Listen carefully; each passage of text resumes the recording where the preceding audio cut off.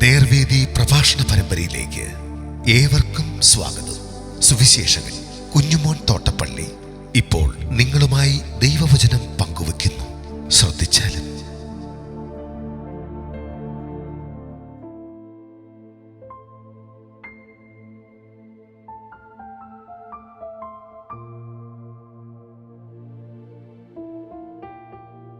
പരീശന്മാരുടെ ഇരട്ടത്താപ്പ്. ദൈവനാമത്തിന് മഹത്വമുണ്ടാകട്ടെ. മത്തായി എഴുതിയ സുവിശേഷം 23-ാം അധ്യായത്തിൻ്റെ 29 മുതൽ 33 വരെ ഞാൻ വായിക്കുന്നത് ശ്രദ്ധിച്ചാലും. കപടഭക്തിക്കാരായ ശാസ്ത്രിമാരും പരീശന്മാരും ആയുള്ളവരെ നിങ്ങൾക്ക് ഹാ കഷ്ടം. നിങ്ങൾ പ്രവാചകന്മാരുടെ കല്ലറകളെ പണിയുകയും നീതിമാന്മാരുടെ കല്ലറകളെ അലങ്കരിക്കുകയും ചെയ്തുകൊണ്ട് ഞങ്ങൾ പിതാക്കന്മാരുടെ കാലത്ത് ഉണ്ടായിരുന്നുവെങ്കിൽ പ്രവാചകന്മാരെ കൊല്ലുന്നതിൽ കൂട്ടാളികൾ ആകെയില്ലായിരുന്നു എന്ന് പറയുന്നു. അങ്ങനെ നിങ്ങൾ പ്രവാചകന്മാരെ കൊന്നവരുടെ മക്കൾ എന്ന് നിങ്ങൾ തന്നെ സാക്ഷ്യം പറയുന്നുവല്ലോ. പിതാക്കന്മാരുടെ അളവ് നിങ്ങൾ പൂരിപ്പിച്ച് കൊള്ളുവീൻ. പാമ്പുകളെ, സർപ്പസന്തതികളെ, നിങ്ങൾക്ക് നരകവിധി എങ്ങനെ ഒഴിഞ്ഞ് പോകും?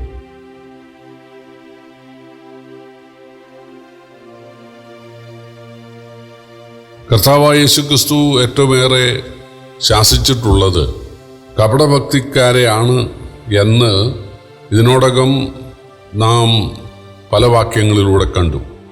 ഇവിടെ കപടഭക്തിക്കാരുടെ ഇരട്ടത്താപ്പ്, അവരുടെ മുഖംമൂടിയാണ് കർത്താവ് അഴിച്ച് വയ്ക്കാൻ ആഗ്രഹിക്കുന്നത്.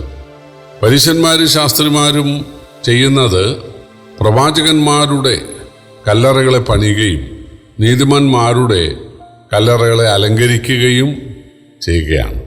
ഈ പ്രവാചകന്മാരെ കൊന്നത് അവരുടെ പിതാക്കന്മാരാണ്. സുവിശേഷം പറഞ്ഞതിനാൽ, ഇസ്രായേലിൻ്റെ പാപത്തെക്കുറിച്ച് പറഞ്ഞതിനാൽ അവര് ഈ പ്രവാചകന്മാരെ കൊല്ലുകയാണ് ഉണ്ടായത്.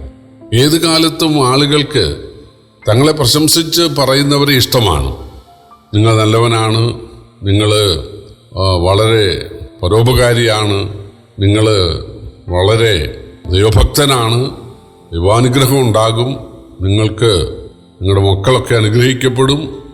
ഇങ്ങനെ ഈ ലക്ഷണം പറയുന്ന ആളുകൾ പറയുന്നത് പോലെ ദൈവദാസന്മാർ പറഞ്ഞാൽ ജനം പറയും, ഓ അദ്ദേഹം നല്ല ആത്മീയനാണ്, അദ്ദേഹം വളരെ പക്വതയുള്ള ആളാണ്, ദൈവകൃപയുള്ള ആളാണ്, അദ്ദേഹം ഒരു ദൈവ മനുഷ്യനാണ് എന്നൊക്കെ പറഞ്ഞു കളയും, പൈസയും കൊടുക്കും. എന്നാൽ നിങ്ങളുടെ ഈ രഹസ്യ പാപം അല്ലെങ്കിൽ നിങ്ങളുടെ പരസ്യ പാപം അത് ശരിയല്ല എന്ന് യോഹന്നാൻ സ്നാപകൻ ഹെരോദാവിനെ കുറിച്ച് പറഞ്ഞതുപോലെ, ഹെരോദാവ് സഹോദരൻ്റെ ഭാര്യയെ അപഹരിച്ചു എന്നുള്ള ഒരു തെറ്റല്ല, മറ്റ് പല ഹീനകൃത്യങ്ങളും അയാൾ ചെയ്തിരുന്നു. യോഹന്നാൻ സ്നാപകൻ അത് വിളിച്ചു പറഞ്ഞു. അത് വിളിച്ചത് നേരിട്ടാണ് പറഞ്ഞത്, അയാളോടാണ്. അങ്ങനെയാണല്ലോ നാഥാൻ പ്രവാചകൻ ദാവീദിനോട് നേരിട്ടല്ലേ പറഞ്ഞത്, അല്ല നാട്ടുകാരോടല്ലല്ലോ. പക്ഷേ രാജാവിനോട് പറയാൻ നീ ആളായോ എന്ന് ചോദിച്ചാണ്. കാരണം ഉടുതുണിക്ക് മറുതുണി ഇല്ലാത്ത ആളാണ് യോഹന്നാൻ. വെട്ടുക്കിളിയും കാട്ടുതേനുമാണ് പുള്ള ഭക്ഷണം.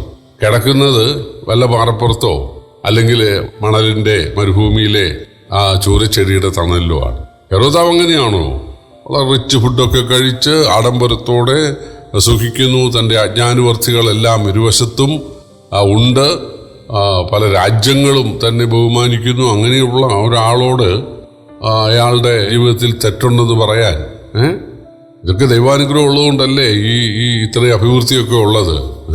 പിന്നെ തെറ്റും കുറ്റും അതൊക്കെ മനുഷ്യർക്ക് സ്വാഭാവികമല്ലേ. ഇതാണ് ഹെരോദാവ് ചിന്തിച്ചത്. ഹെരോദാവിനെ കൊന്നു കളഞ്ഞില്ലേ? അതുപോലെ ഹെരോദാവ് ഒരു പുറജാതിയാണ്. എന്നാൽ യഹൂദന്മാരായ പരീശന്മാരും ശാസ്ത്രിമാരും ദൈവത്തിന് നിഷ്കളങ്കരായ എത്രയോ പ്രവാചകന്മാരെ യാഗപീഠത്തിൻ്റെ മുമ്പിൽ വെച്ച് പോലും നിഷ്കരണം കൊന്നുകളഞ്ഞു ജനത്തിൻ്റെ പാപത്തെക്കുറിച്ച് പറഞ്ഞതിനാൽ. പ്രിയപ്പെട്ടവരെ, പഴയ നിയമ പ്രവാചകന്മാരെല്ലാം യെശയ്യാവ്, യിരെമ്യാവ്, യെഹെസ്കേല്, ദാനിയേല്, ഹോശയ്യ, യോവേൽ, ആമോസ്, ഓബദ്യാവ്, ഇവരെല്ലാവരും ഇസ്രായേലിൻ്റെ പാപത്തെക്കുറിച്ച് പറഞ്ഞവരാണ്. അതുകൊണ്ട് തന്നെ അവരെ ഒരുപാട് ഉപദ്രവിച്ചു. യിരെമ്യാവിനൊക്കെ ഒരുപാട് ഉപദ്രവങ്ങൾ ഏൽക്കേണ്ടതായിട്ട് വന്നിട്ടുണ്ട്. പക്ഷേ യേശുവിൻ്റെ കാലത്തെ പരീശന്മാർക്കും ശാസ്ത്രിമാർക്കും ഇരട്ടമുഖമായിരുന്നു. അവർ അവരുടെ പിതാക്കന്മാർ കൊന്നുകളഞ്ഞ പ്രവാചകന്മാരുടെ കല്ലറകളെ പണിയുകയും അലങ്കരിക്കുകയും ചെയ്യുകയാണ്.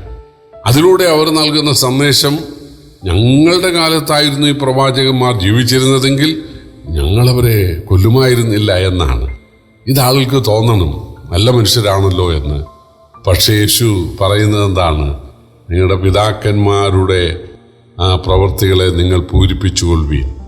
അവരൊരു വശത്ത് കല്ലറ നന്നാക്കുന്നു, അലങ്കരിക്കുന്നു, മറുവശത്ത് പ്രവാചകനായ, ദൈവത്തിൻ്റെ മനുഷ്യനായ, അല്ലെങ്കിൽ ദൈവത്തിൻ്റെ മനുഷ്യാവതാരമായ യേശുവിനെ കൊല്ലാൻ അവർ പദ്ധതിയിടുകയാണ്. അവർ ഗൂഢാലോചന നടത്തുകയാണ്, കുടുക്കു ചോദ്യങ്ങളുമായി വരികയാണ്. യേശുവിനെ പിടിക്കാൻ വേണ്ടി അവര് തക്കം പാർത്തിരിക്കുകയാണ്. അതിന് പണം മുടക്കാൻ അവർ തയ്യാറായിരിക്കുകയാണ്, കൊട്ടേഷൻ കൊടുക്കാൻ. എന്നിട്ടാണ് അവർ ഒരു വശത്ത്, ഞങ്ങളുടെ കാലത്തായിരുന്നെങ്കിൽ ഞങ്ങളിങ്ങനെ ഇതിനൊന്നും കൂട്ടു നിൽക്കുക ഇല്ലായിരുന്നു എന്ന് പറഞ്ഞത്. സർവജ്ഞാനിയായ യേശുവിന് അവരുടെ ഹൃദയം മനസ്സിലായി. അതുകൊണ്ട് യേശു പറഞ്ഞു, നിങ്ങൾ നിങ്ങളുടെ പിതാക്കന്മാരുടെ പാപങ്ങളെ നിങ്ങൾ പൂരിപ്പിക്കുകയാണ് ചെയ്യാൻ പോകുന്നത്. യേശു അവരെ വിളിച്ചത് പാമ്പുകളെ, സർപ്പസന്തതികളെ എന്നാണ്. യോഹന്നാൻ സ്നാപകൻ വിളിച്ചതുപോലെ തന്നെ. കാരണം പാമ്പിനുള്ളിൽ വിഷമുണ്ട്, ഇവന്മാരുടെ ഉള്ളിൽ വിഷമുണ്ടായിരുന്നു.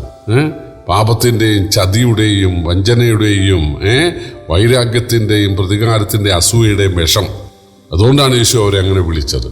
നിങ്ങൾക്ക് എങ്ങനെ നരകവിധി ഒഴിഞ്ഞു പോകും എന്നാണ് ചോദിച്ചത്. ഇസ്രായേലിലെ പരമാവധി ചൊവ്വുള്ള ആളുകൾ ആയിരുന്നു പരീശന്മാരും ശാസ്ത്രിമാരും. അവരുടെ ഗതി ഇതാണെങ്കിൽ അവർ നരകവിധിക്ക് കാത്തിരിക്കുന്നവരാണെന്നാണ് യേശു പറഞ്ഞത്. അങ്ങനെയെങ്കിൽ ബാക്കിയുള്ളവരുടെ കാര്യം പറയണമോ? പ്രിയപ്പെട്ടവരെ, കപടഭക്തി, ഇരുവാക്ക്, രണ്ട് മുഖം, അതുപേക്ഷിക്കുക. പരമാർത്ഥതയോടുകൂടെ ദൈവത്തെ സേവിക്കുവാൻ നമുക്ക് സാധിക്കണം. നമ്മുടെ ചിരിയും നമ്മുടെ ഷെയ്ക്കാൻഡുകൂടെയും നമ്മുടെ ചുംബനവും വിശുദ്ധമായിരിക്കണം. നമ്മുടെ സ്നേഹം വിശുദ്ധമായിരിക്കണം. അതിൽ കലർപ്പ് ഉണ്ടാകാൻ പാടില്ല. നമ്മുടെ ഉള്ളിൽ വിഷം ഉണ്ടാകാൻ പാടില്ല. സർപ്പസന്തതികളെ എന്ന് ഉള്ള വിളി ഒരിക്കലും കേൾക്കാനിടയായി തീരരുത്. നമ്മുടെ ഹൃദയത്തെ ശുദ്ധീകരിക്കാൻ കർത്താവിനെ അനുവദിക്കുക. നമ്മുടെ ഹൃദയത്തോടു കൂടി ജീവിക്കുവാൻ ആഗ്രഹിക്കുക. എങ്കിൽ കർത്താവ് സഹായിക്കും. കർത്താവിൻ്റെ വലിയ നാമം വാഴ്ത്തപ്പെടുമാറാകട്ടെ.